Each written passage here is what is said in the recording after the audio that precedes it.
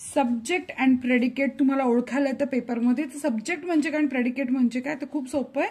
Subject is the part which talks about a person. आता इथे sentence दिलेला आहे, सेंटेन्समध्ये दोन पार्ट असतात, एक असतो सब्जेक्ट आणि एक असतो प्रेडिकेट.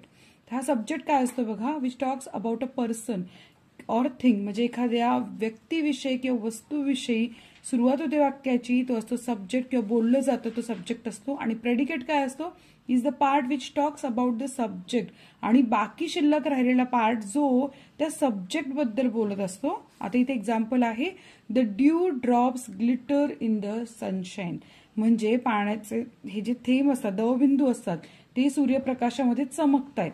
त्या वाक्यामध्ये सब्जेक्ट आहे द ड्यू ड्रॉप्स, कारण ग्लिटर इन द सनशाईन हे कोणाबद्दल बोललं गेलं तर ड्यू ड्रॉप्स बद्दल बोललं गेलं, म्हणून हा सब्जेक्ट आहे. आणि प्रेडिकेट काय आहे, पूर्ण जे उरलेलं वाक्य आहे ते प्रेडिकेट आहे. सो तुमच्यासाठी हा मार्क मिळणं खूप सोपं आहे. इथे काही एक्झाम्पल्स आहे जे सॉल्व्ह करून दिलेले आहे. Identify the subject and predicate in the following sentence. आता बघा, my mother is the best cook in the world, यामध्ये माय मदर हा सब्जेक्ट आहे, is the best cook in the world हे प्रेडिकेट आहे. The tall building had 72 floors.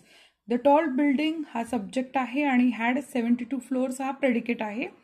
We asked her what we should do, त्यामध्ये we हा subject आहे आणि asked her what we should do हे predicate आहे. असंच्या अशा पद्धतीने तुम्हाला उत्तर लिहिणं गरजेचं आहे. पुढचा क्वेश्चन आहे, this is fantastic. So this आहे सब्जेक्ट आणि is fantastic predicate. To err is human, to err हा सब्जेक्ट आहे, इज ह्युमन हा प्रेडिकेट आहे.